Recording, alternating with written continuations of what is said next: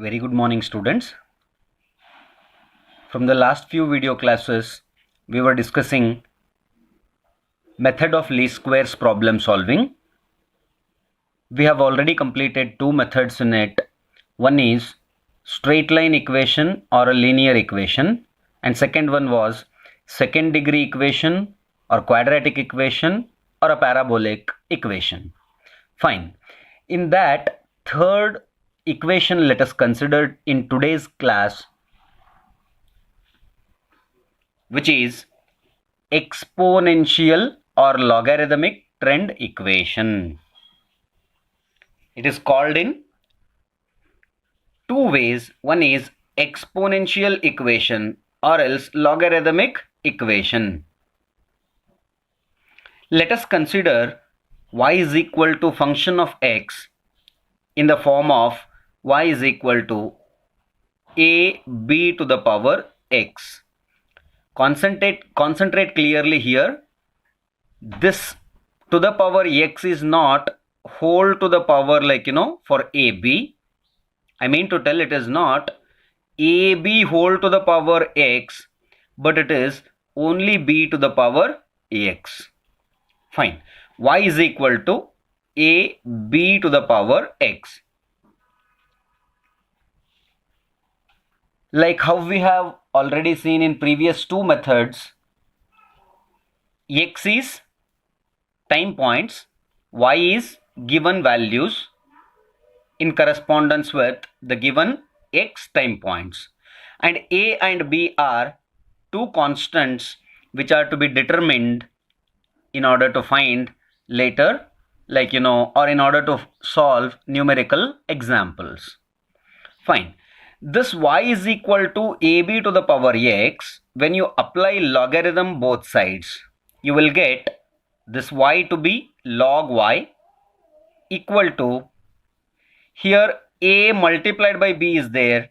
You know already basic laws of logarithms.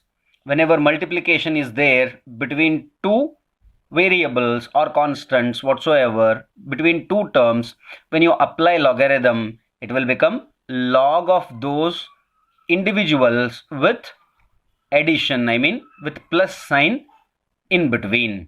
Fine. According to that, this will become log a. Into is there here, so that in terms of log it will become plus, and b to the power x will become x log b. These I need not explain to you very much in length, because you are already knowing from high school to first PUC mathematics and statistics syllabus. Fine. So here, if it is asked in the question that exponential equation to be fitted, we will use this. If logarithmic equation to be fitted, we will use this. Or else, whatever the specification, either exponential or trend equation, the simplified version, this one also can be used. Fine. So based on previous two methods already we have learnt, to find these two constants a and b in this equation also or in this equation also, whichever the constants are present, in order to find the values of those constants, we will come across normal equations. So here are the two normal equations in order to find out two unknown values a and b. As equivalent to previous methods, to this equation, let us apply summation first. This simplified version, whatever we have from the basic equation, to this equation, let us apply summation. What will it become? Log y is there. When you apply summation to that, it will become sum of log y. Y is a variable, and log y also will be variable, in the sense many values we will have. It is not a constant or a single value. Y values are different, and when you take all those different y values logarithm, log y values also will be in corresponding to y values different in magnitude. It is not a single value or a constant. Fine. So since it is variable, this comes under summation, whatever it is present here. That means summation of log y is equal to log a is constant and you are applying summation n times. A is a constant. When a is constant, log a also will be a constant. In the sense, a is a single value, logarithm of single value will be again a single value, which is to be termed as constant. So any constant, if it is being summed over n times, it will become n multiplied by that constant. This we have already understood in previous two methods. Fine. So when you apply summation to this log a, it will become n log a plus as it is. In terms of x log b is constant since b is constant. So this log b is taken outside and only x remains. To that summation is applied, summation of x. Hope you are following me, students. So first normal equations we have got by applying summation to this particular equation. Then how to find out this normal equation? To the same simplified equation, let us apply summation of x. In order to get first normal equation, we have applied summation. In order to get second normal equation, we will be applying summation of x to this particular equation. Fine. So summation of x, when you apply here, log y is already there and summation of x you are applying here.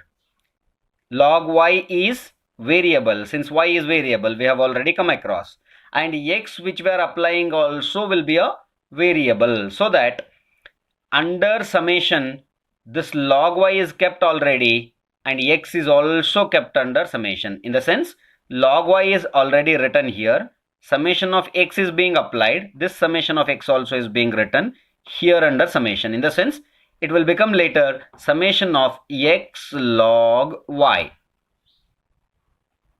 Hope you are following.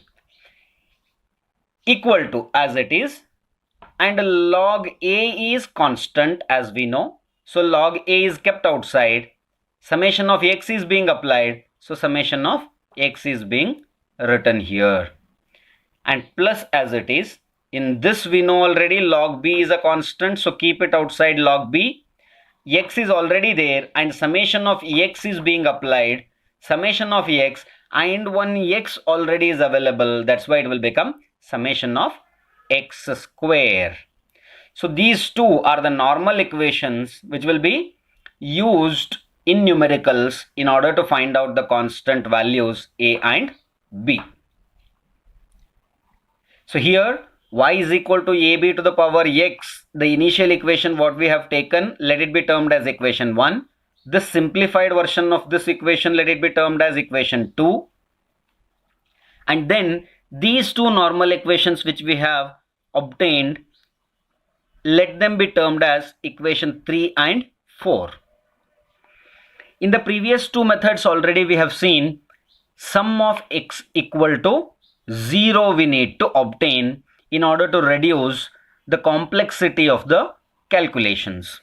So once when summation of x is equal to 0, this concept already you know, we have already solved problems based on this in previous two methods.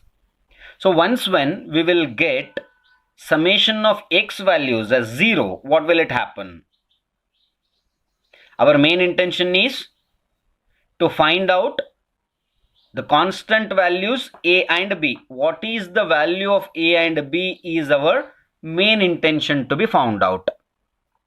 So once when summation of x is equal to 0 is there, first normal equation, I mean to tell equation number 3, what will it happen? Summation of x equals to 0 if it is the case. Here this summation of x equal to 0. 0 multiplied by log b will be 0. That means this entire term goes to 0. So remaining is sum of log y is equal to n log a.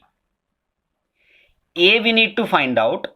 it is already with logarithm, so log a can be kept as it is here. This n can be shifted towards this side, which will become summation of log y divided by n. That's why we have written this log a. That means equation 3 implies this log a is equal to sum of log y divided by this n. How we will be able to find out log a? Log a can be found out using summation of log y divided by n. Fine. Once when summation of x equal to 0, what will it happen to equation number 4? I mean total second normal equation. This equation number 4 implies, here you can observe equation number 4, summation of x is equal to 0. Once when summation of x equal to 0, then this entire term goes to 0. So log b, our main intention is to find out b, that is with the log. So log b is equal to, this term has gone 0, and then remaining towards left hand side is summation of x log y. So log b is equal to summation of x log y divided by this remaining sum of x square. That's why this log b is equal to summation of x log y divided by this summation of x square has been written. In both these equations, this term and this term will be equal to 0 because of sum of x is equal to 0. And with the remaining available information, we have written here log a is equal to what and log b is equal to what. It can be used, this particular equation, as a trend equation, simplified version of exponential equation which we have seen. If you are using this as a trend equation, then this log a will be substituted here, and this log b, whatever the value comes, that will be substituted here. So log y is equal to, with some particular value here, plus x and some particular value based on the calculations whatever we will be getting, will be called as trend equation. This particular explanation what I am giving, you can exactly relate to the previous two methods which we have already learnt. After that, if log a is equal to this much, if log a is equal to summation of log y divided by n, and if I want only a to be found out, what will it happen? A is equal to log from this side will become anti-log towards right hand side, as you already know. It will become a is equal to, this a is equal to, this log becomes anti-log, and remaining will be as it is as sum of log y divided by n. In case of this one also, b is equal to, this log becomes anti-log, and the remaining will be as it is as sum of x log y divided by sum of x square. In this particular aspect, I'll be able to find out a and b. I'll be knowing the values of a and b, so that as the trend equation I can use this one, the main exponential equation which we had written. Here I can substitute whatever the numerical value I'll be able to calculate with the given set of observations. This a calculated will be substituted here, and this b calculated will be substituted here, so that y is equal to a particular value multiplied by a particular value to the power x will become trend equation. So here once again you can observe the things clearly. Given equation is this. This is simplified equation. By applying sum to this, we got this normal equation. By applying summation of x to this, we got this normal equation. When summation of x equal to 0, what will it happen to these two equations? We had seen log a and log b. In terms of these we found out. And if log a and log b are these, what will be a and b? Also we have found out.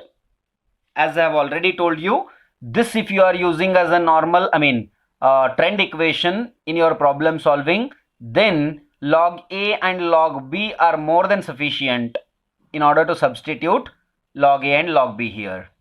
If you will use y is equal to ab to the power x as the trend equation, then a and b value you want, so that using these as anti-logarithms a and b to be found out, whatever the values found out here should be substituted in this particular equation, which we have termed it to be equation number 1, which is an exponential equation. So this is what is the theory behind exponential or logarithmic trend equation. We need to find, or we need to solve numerical examples based on this, which we will consider in the next class to come.